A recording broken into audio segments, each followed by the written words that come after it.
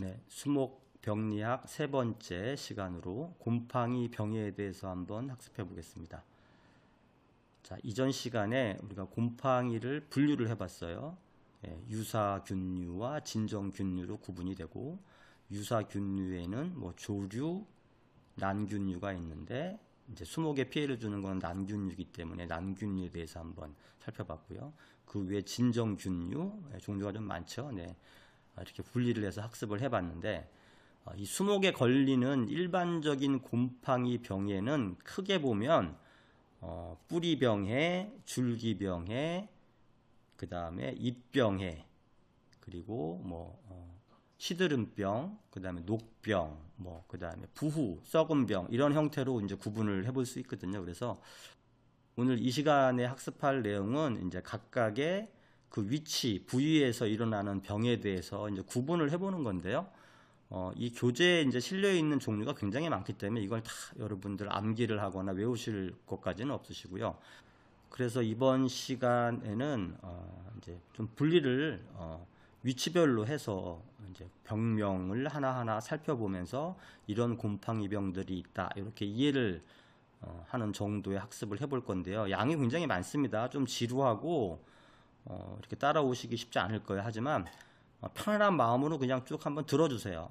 이게 여러분들 나중에 머릿속에 조금 잠재해 있으면 이런 구분을 해 놓으면 나중에 시험장에서 답안했을 때 분명히 도움이 되거든요. 그래서 편안한 마음으로 쭉 한번 들으면서 따라와 주시고, 우리가 뒷부분에 이제 따로 수록해 놓은 병해와 그 다음에 해충 구분이 또 따로 있거든요. 네, 그 자료에 또 상세하게 나와 있기 때문에 그 부분을 집중적으로 나중에 학습을 해 주시면 되겠습니다.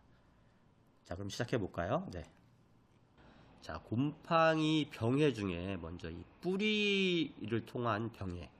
얘는요, 크게 보면, 여기서 보면 네 가지 정도로 일단 구분을 해놨는데요. 모잘록병, 그 다음에 리지나 뿌리 썩은 병, 아밀라리아 뿌리 썩은 병, 자주날개 무늬병. 이런 것들은 뿌리에서 일어나는 병해입니다. 자, 먼저 이 모잘록병은요, 묘목에 큰 피해를 주고요, 밀식하거나 과습하는 조건에서 생깁니다. 방제법으로는 토양을 소독하거나 종자를 소독하고 살균 처리제 또는 배수를 처리해 줍니다. 자, 리지나 뿌리 썩은 병은 우리가 특징이 뭐냐 하면 이 파상땅 해파리 버섯이 생겨요. 네, 그래서 리지나 뿌리 썩은 병에 걸리면 파상땅 해파리 버섯의 모양을 확인할 수 있고요. 방제법으로는 치사횡이 모닥불을 피우면 안 돼요. 왜냐하면 이게 이제 이 불이 나고 나면 그 이후에 이 병원균이 급속히 퍼지거든요. 그래서 이 모닥불 같은 걸 피우다가 이렇게 불을 내게 되면 문제가 생길 수 있고요. 벌채 위에 산성 토양을 중화해주는 작업을 해주는 게 좋습니다. 이 아밀라리아 뿌리 썩은 병은요, 뿌리꼴 균사다발로 부채꼴에 균사판이 생깁니다. 또 이걸 이제 우리가 모양으로 보면 뽕나무 버섯 같은 모양이 주로 아밀라리아 뿌리 썩은 병의 특징입니다. 자, 저항성 수종을 식재를 하고, 자, 방제를 위해서는 저항성 수종을 식재를 하고 그루터기를 제거하고 산성 토양을 중화하고 토양을 소독해 줘야 되는 토양을 소독하는 방법이 있습니다. 자, 그 다음에 자주날개 무늬병은요, 화렵수, 침엽수 모두에 피해를 주는데 자갈색의 끈 모양 균사가 생겨요. 네, 이렇게 옆으로 쭉 퍼져 있는 약간 보라색이죠. 네, 이 보라색의 자갈색의 끈 모양의 균사가 쭉 이렇게 눈에 보이고, 방제법으로는 잔재 썩은 후에 묘목을 조림을 하고 석회를 살포하고 외과 수술을 하는 방법 등이 있습니다. 자, 지금 보신 거는 이제 여기서는 뿌리에 관련된 병해를 정리를 했고요. 사실상 이제 시험 학습을 위해서는 내가 병해에서 한 문제가 반드시 나온다 그랬어요. 이 병해 문제 한 문제는 여러분들이 기주식물을 먼저 알면 그 기주식물에 벌리는 병, 잘 나오는 병, 이걸 꼭 학습을 해 두시는 게 가장 효율적이고 확실한 방법입니다. 자, 어쨌든 우리가 전체적인 이 곰팡이로 인한 병해를 지금 분류하다 보니까 이런 내용들을 한번 살펴보고 있는 겁니다. 자, 두 번째로 이제 뿌리 쪽이 아니고 곰팡이가 줄기 쪽에서, 네, 줄기 쪽에서 곰팡이가 병해를 일으킬 때 어떤 병들이 있느냐 하면요, 먼저 밤나무 줄기 마른 병, 자, 밤나무의 줄기 마른 병. 이게 지금 일본 밤나무나 중국 밤나무는 저항성이 있어서 잘 안 걸려요. 그 이외의 밤나무에서 주로 걸린다. 이렇게 지금 알려져 있고요. 그래서 이 저항성 품종을 식재, 일본 밤나무나 중국 밤나무를 식재하는 게 방제법이다. 이렇게 알려져 있는 겁니다. 진균 기생 바이러스에 감염된 저병원성 균주가 발견돼서 최근에 연구가 아주 활발하게 진행이 되고 있습니다. 이게 전 세계적으로 굉장히 많이 퍼져 있는 수목병 중에 하나죠. 이 밤나무 줄기 마른 병입니다. 그 다음에 밤나무에 또 잉크병이 있어요. 잉크병. 이것도 줄기의 병인데요. 병든 뿌리와 수간의 하부에서 잉크처럼 검은색 액체가 스며 나와요.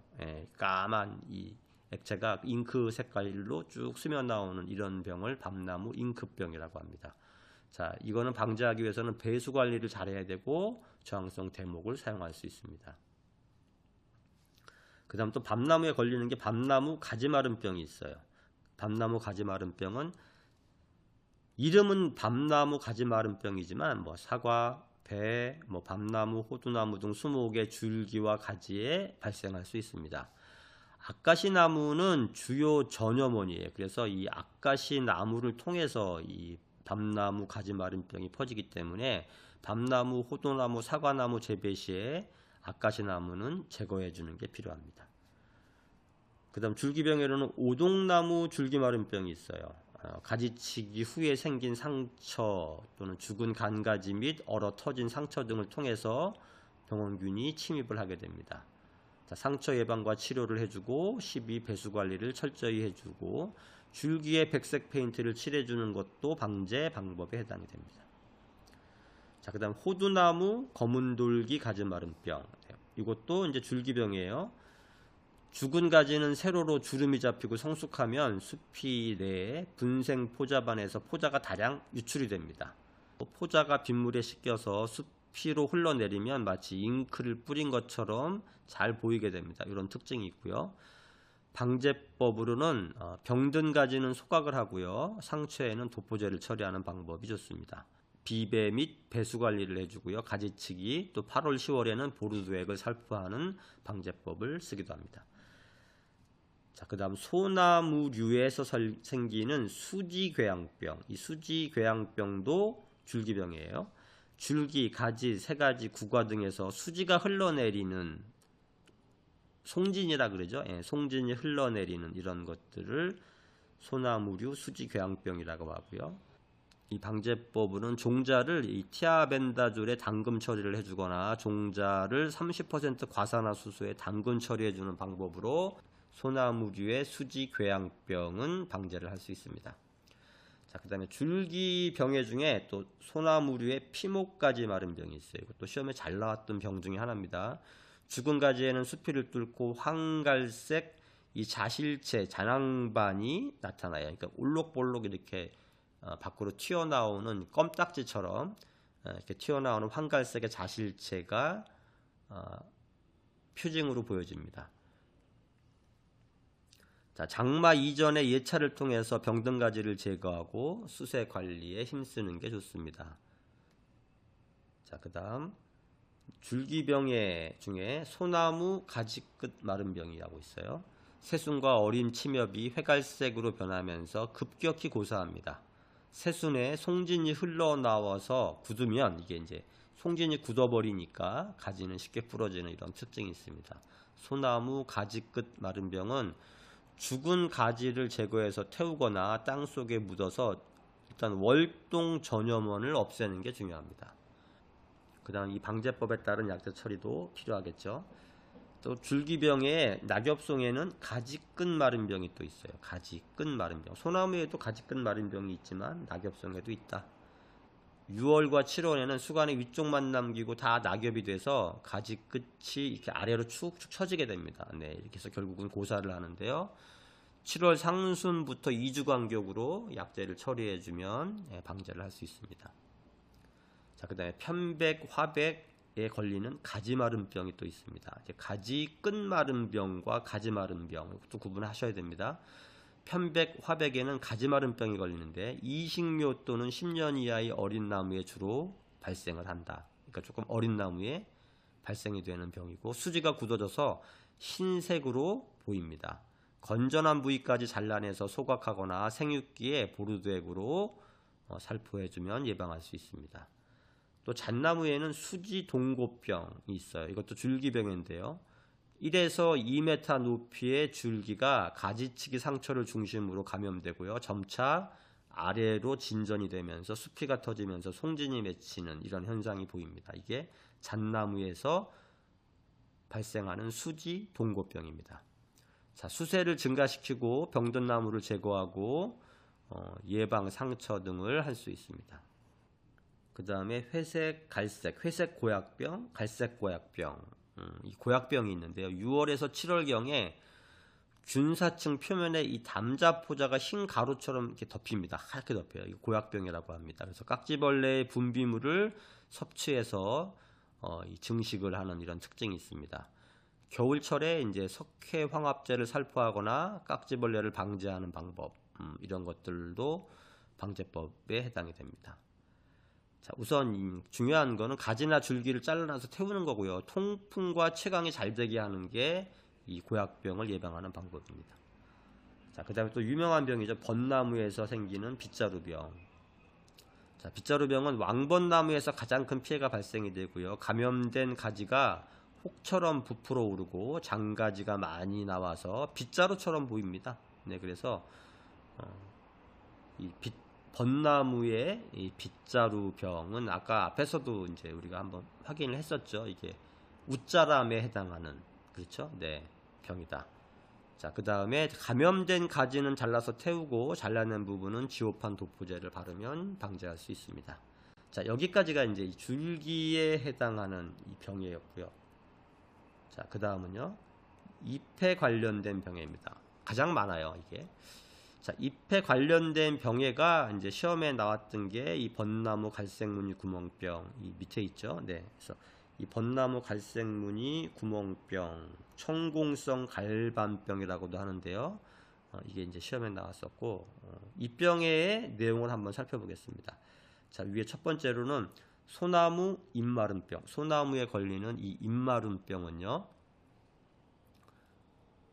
봄에 침엽의 윗부분에 띠 모양으로 누런 전무늬가 형성이 되고요. 분생포자경 및 분생포자가 형성이 됩니다. 자, 그래서 주로 모포에서 피해를 입고요.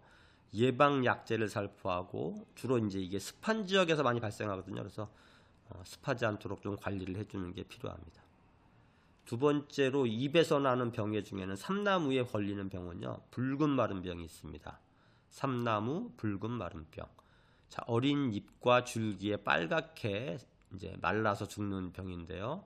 그래서 붉은 마름병입니다. 최초의 발병은 지면에서 가까운 잎이나 줄기에서 나타납니다. 지면에서 가까운 쪽에서부터 병증이 시작이 된다. 자, 그 다음 봄비가 온 후에 예방약제를 살포하고 병든 묘는 소각하고 통풍에 유의하고 과습하지 않도록. 마찬가지죠. 네, 잎에 관련된 잎마름병, 붉은 마름병은 습한 지역에서 주로 발생이 되기 때문에 통풍을 잘 해주는 게 좋다. 그 다음 잎병에는요, 포플러의 갈색 무늬병이에요. 잎에 갈색 전무늬가 나타난다. 그래서 암갈색으로 확대되고 대형 병반으로 발전을 하게 됩니다. 그래서 8월부터 병든 잎은 낙엽이 돼요. 병든 낙엽을 이때 소각을 하고 살균제를 살포해주면 방제할 수 있습니다. 자, 그 다음에 느티나무 흰무늬병. 느티나무에 걸리는 흰무늬병이 있어요. 누런색의 전무늬가 확대가 되고 융합되면서 분생포자경 및 분생포자가 밀생을 합니다. 그래서 병든 잎은 안쪽으로 말려요. 그 다음에 조기에 낙엽이 됩니다. 이 느티나무의 흰무늬병인데 이 흰무늬가 사실은 이 테두리에 있고요. 누런색, 약간 누런색의 전무늬로 시작이 되기 때문에 이게 구별하기 좀 쉽지 않아요. 근데 기주인 느티나무에 주로 많이 걸리는 병은 무슨 병이다? 흰무늬병이다. 이렇게 암기를 하셔야 됩니다. 그러면 느티나무가 기주로 주어졌다. 아, 이거 흰무늬병일 확률이 높다. 이렇게 추정을 하시는 거죠. 자, 이른 봄에 병든 묘목을 모아서 태우거나 5월에 살균제를 살포하면 방제할 수 있습니다. 자, 그 다음에 벚나무의 갈색무늬 구멍병. 이게 이제 기사시험에서 2회차에 이 이 문제가 나왔어요. 그래서 건전부와 경계에 2층이 생겨요. 여러분 앞에서도 2층 현상, 이 2층 현상이 발생되면 조기낙엽한다 그랬죠. 그래서 잎이 탈락하고 구멍이 뚫리는 현상이 나타납니다. 그래서 벚나무 갈색무늬병은 2층이 생겨서 병안부가 탈락하니까 잎이 일찍 떨어지고 구멍이 뚫리게 된다. 이게 벚나무 갈색무늬병의 특징입니다. 자, 병든 잎을 모아서 소각을 하고요. 5월과 장마철 이후에 살균제를 뿌려줍니다. 그래서 시험에 나올 때는 이렇게 나오죠. 벚나무에 잘 걸리는, 기주가 벚나무인 병해인데 이렇게 시작을 해요. 그럼 벚나무에 잘 걸리는 거, 빗자루병도 있고 그 다음에 갈색무늬 구멍병도 있고, 이 대표적인 거거든요. 그럼 둘 중에 하나겠죠. 그런데 2층이 생겨서 탈락 현상이 일어나고 조기낙엽이 된다. 그리고 구멍이 뚫린다. 이게 가장 중요한 포인트죠. 구멍이 뚫린다. 아, 그러니까 이거는 갈색무늬 구멍병이겠구나. 이렇게 해서 여러분들이 정답으로 벚나무에 잘 걸리는 병이니까 갈색무늬 구멍병이 정답이다. 이렇게 추정해서 답을 쓸 수 있어야 합니다. 자, 입병해가 굉장히 많은데요. 또 다음 거 한번 볼까요? 네. 무궁화에 걸리는 입병해 중에 대표적인 게 전무늬병이에요. 자, 이 전무늬병은요, 이 표면에 옅은 전무늬가 생기고요, 흑갈색 전무늬로 진전이 됩니다. 병안부에 회색 털 같은 균사체가 밀생이 되고, 병든 잎은 이것도 마찬가지로 황색을 띠고 조기낙엽이 됩니다. 장마철 이전에 10일 간격으로 살포제를 10일 간격으로 3, 4회 살균제를 살포해서 방지할 수 있습니다. 그다음 배롱나무에는요, 갈색 전무늬병, 갈반병이라 그래요. 갈색 전무늬병이 걸리는데 잎의 흑갈색의 전무늬가 확대가 되고요. 병반 뒷면에는 분생포자경 및 분생포자가 밀생해서 암회색의 융단처럼 보이는 특징이 되고요. 조기에 낙엽이 됩니다. 병든 낙엽은 모아서 태우고 보살균제로 예방할 수 있습니다. 그 다음 모가나무에 걸리는 거 전무늬병이 있어요. 전무늬병. 네. 이 모가나무 전무늬병은 붉은별 무늬병과 함께 모가나무에서 흔히 볼 수 있는 병입니다. 그러니까 모가나무에는 붉은별 무늬병도 있고요. 그 다음에 전무늬병도 있다. 자, 심한 조기낙엽을 일으킨다. 자, 붉은별 무늬병은 5, 6월에, 전무늬병은 8월에서 9월에 발생이 됩니다. 자, 발생 초기에 약제를 살포하는 게 좋다. 이게 방제법입니다. 자, 그 다음 무궁화 전무늬병이 또 나오는데요. 이제 앞에서 보신 이 병원균과 그 다음에 그 두 번째 나온 이 병원균의 종류가 달라요. 그래서 사실은 앞에 있는 거를 반전병이라고 하고요. 뒤에 있는 이 무궁화 전무늬병을 요거를 전무늬병이라고 합니다. 자, 검은 전무늬가 확대되면서 겹둥근 무늬가 나타난다. 이게 특징이죠. 네. 무궁화 전무늬에 이 겹둥근 무늬가 나타난다. 장마철 이후에 주로 발생이 된다. 그늘지고 습한 곳에서 발생하므로 식재 위치에 좀 주의를 할 필요가 있습니다. 병든 낙엽을 태우거나 땅에 묻어서 전염원을 없애는 게 중요합니다. 자, 그 다음 소나무류의 갈색무늬 잎마름병, 이것도 이제 갈반병이라고 해요. 이것도 걸리는데 소나무가 심한 낙엽을 일으켜서 소나무 잎이 다 떨어져 버려요. 그래서 생장을 방해하는 이런 특징이 있습니다. 자, 주로 곰솔의 어린 묘목에서 주로 발생하고 피해가 큽니다. 잎이 갈변되면서 이것도 마찬가지로 조기 낙엽하는 특징이 있습니다. 자, 심하게 발생한 묘포에서는 이제 연작을 하지 말고요. 병든 낙엽을 모아 태우거나 묻어서 이듬해 봄에 1차 전염원을 제거하고 다습한 환경에서 주로 발생하거든요. 그래서 배수와 통풍을 좋게 한다. 네, 그 다음에 소나무류의 디플로디아죠. 디플로디아 순마름병. 네, 이 병은요, 디플로디아 순마름병은 가지끝 마름병이라고도 하는데요. 새순과 어린 침엽이 회갈색으로 변하면서 급격히 고사하고 새순의 송진이 흘러나와서 이제 굳으면 가지는 쉽게 부러지는 이런 특징이 있습니다. 죽은 가지를 제거해서 태우거나 땅속에 묻어서 이것도 마찬가지로 월동 전염원을 없애는 게 중요합니다. 나머지 약효 처리도 방제의 방법이 되겠습니다. 자, 그다음 포플러류의 이제 잎병해 중에는 전무늬 잎떨림병이 있어요. 굉장히 이 포플러에서는 좀 많이 나오는 병이 전무늬 잎떨림병입니다. 자, 이 전무늬 잎떨림병은 수간 아래 잎에서부터 위쪽으로 진전이 돼요. 입자루, 잎맥, 어린 줄기의 병반 조직이 괴사돼서 흑갈색으로 변하는 특징이 있습니다. 자, 다습하면, 습기가 많으면 유백색의 분생 보자 덩어리가 솟아오릅니다. 네. 그래서 방제법으로는 묘목과 성목 모두에게 발생하기 때문에 병든 낙엽은 소각해버리고 살균제를 뿌려주는 이런 방법이 있고요. 이게 저항성 수종인 이 포플러류에서 은백향이나 사시나무류를 식재하는 것도 방법입니다. 자, 참나무 갈색 둥근 무늬병. 참나무의 갈색 둥근 무늬병은 잎에 둥글고 작은 회갈색의 점무늬가 많이 나타나게 됩니다. 잎 앞면에 건전부와 병안부의 경계가 뚜렷하고요. 잎 뒷면에 분생 보자가 밀생을 하게 됩니다. 자, 병든 잎은 모아서 태우고 정원수는 적절한 가지치기로 통풍을 좋게 할 필요가 있습니다. 그 다음 이 장미에 검은 무늬병이 있습니다. 네, 장미에 주로 걸리는 게 이 검은 무늬병이 있는데요.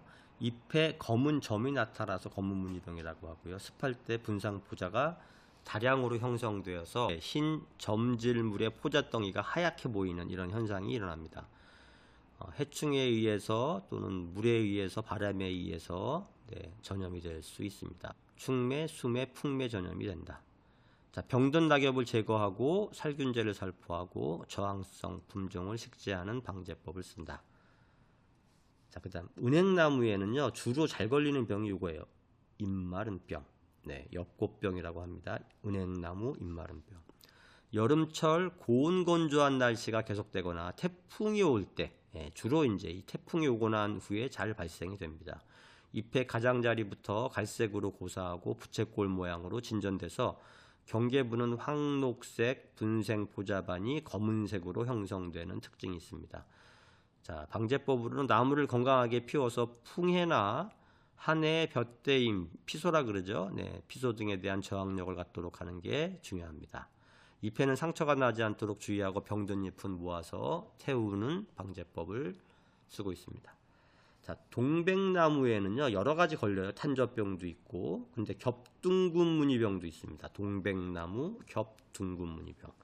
네, 둥근 무늬가 겹으로 있다 이런 의미죠. 병반은 겹둥근 무늬를 나타내며 점점 회색으로 변색이 됩니다. 병든 잎은 뒤틀리고 병반이 탈락하고 병반 위에 검은 점이 형성이 되는 특징을 가지고 있습니다. 자, 상처 부위나 노화된 잎에 많이 발생하므로 관리에 유의하고 병든 잎은 긁어 모아 태우거나 땅속에 묻는 게 좋습니다. 자, 발병이 우려되거나 상습 발병제에는 고온기에 살균제를 살포해주는 방법으로 방제할 수 있습니다. 자, 그 다음에 시험에 나왔던 게 이 탄저병이 나왔는데요. 오동나무에 주로 걸리는 탄저병, 또 동백나무에도 탄저병이 걸려요. 오동나무 또는 동백나무가 기주로 주어졌다. 탄저병도 걸릴 수 있다 이렇게 아셔야 됩니다. 자, 오동나무 탄저병, 담갈색의 점이 생기고 병반 주위는 퇴색해서 노랗게 됩니다. 잎맥과 잎자루에 심하게 발병이 되고요. 잎은 기형이 되고 줄기는 함몰이 돼요. 그래서 이 새눈 무늬병과 좀 비슷하지만 탄저병은요 병반 부위가 함몰되는 특징이 있고요. 새눈 무늬병은 이렇게 딱지가 않는 특징이 있거든요. 그래서 그거로 구별이 할 수 있습니다. 이 방제하는 방법으로는 이 토양 소독과 토양 피복, 살균제 살포, 그 다음에 병든 잎과 가지를 소각하는 이런 방법들을 쓸 수 있습니다. 자, 동백나무에도 탄저병이 걸린다고 했어요. 잎 가장자리부터 퇴색해서 나중에는 회색이 됩니다. 그래서 병반 앞쪽에는 검은색의 돌기가 생기죠. 이게 이제 탄저병의 특징이에요. 생겨서 겹둥근 무늬를 형성합니다. 이렇게 정리를 해놓고요. 병든 잎과 가시를 제거하고 상습 발생지에서 장마철 직전부터 예방 위주로 살균제를 살포하는 방법으로 방제할 수 있습니다. 자, 사철나무에도 이 탄저병이 있어요. 그래서 회백색의 병반이 바깥쪽은 갈색의 경계띠가 형성이 되고요. 안쪽은 회백색의 병반에 검은 돌기가 이것도 마찬가지로 형성이 됩니다. 자, 검은 돌기는 분생 포자반인데요. 여기에 강모, 털이 있어요. 그래서 사철나무 탄저병에 검은 돌기에 이렇게 털이 달려있는 이런 모양의 그림이 있습니다. 늦가을에 낙엽을 모아서 태우거나 땅속에 묻는 방제법을 쓰고요. 밀식을 하지 않고 채광과 통풍이 잘 되도록 관리하는 게 중요합니다. 자, 그 다음에 오동나무에 새눈 무늬병이 있습니다. 새눈 무늬병은 포도에도 있어요. 오동에도 있고. 네, 그래서 시험에서는 이제 이 포도나무의 새눈 무늬병이 시험에 나왔었고요. 2번이나 나왔습니다. 기사에서 한 번, 산업기사에서 한 번. 자, 이게 특징이 확실하기 때문에 조금 쉬운 문제를 주려고 아마 의도를 하고 기준을 포도로 주고 여기에 해당하는 병이 뭐냐 이렇게 물어봤을 때 주로 포도에는 새눈 무늬병이 가장 많거든요. 그래서 여러분들이 포도나무를 기준으로 줬다. 정답은 거의 새눈 무늬병일 확률이 높다. 이렇게 추정하시면 됩니다. 자, 먼저 오동나무 새눈 무늬병은 잎에 갈색의 작은 점무늬가 생기고요. 점차 작은 부스럼 같은 딱지병반이 생겨요. 막 그래서 이게 덮이게 되는데 어린 잎의 잎과 잎자루 그리고 어린 줄기에서 특히 이 오동나무 새눈 무늬병이 심하게 나타납니다. 병든 잎이나 가지를 모아서 태우거나 땅속에 묻는 방제법이 있고요. 약재를 10일 간격으로 3, 4회 살포하는 방법도 방제법으로 쓰여지고 있습니다. 자, 그다음 포도나무 새눈 무늬병. 이거는 이제 기존에 2번이나 나왔기 때문에 또 나올지는 모르겠지만 어쨌든 굉장히 자주 출현하는 문제다. 자, 먼저 기주가 포도나무예요. 포도나무 잎에 갈색의 작은 무늬가 생기고 확산되면서 결국은 잎이 노랗게 되고 이것도 낙엽이 됩니다. 그다음 2번째는 흑갈색의 반점이 돼서 이 모양이 마치 새의 눈처럼 보인다. 그래서 새의 눈처럼 보이는 모양이 있다. 그러면 당연히 뭐 새눈 무늬병이겠죠. 그런데 기주가 또 포도나무였다. 그러면 여러분들은 새눈 무늬병 이렇게 답으로 작성하시면 되겠죠. 자, 병든 가지나 과실, 덩굴손 등을 제거한다. 질소비료에 과용이 되지 않도록 하고 수세를 충실하게 관리한다. 자, 이런 것들. 그 다음에 월동 직후에는 발화전에 석회 유황합제를 살포해준다. 이런 방제 방법 등이 있습니다.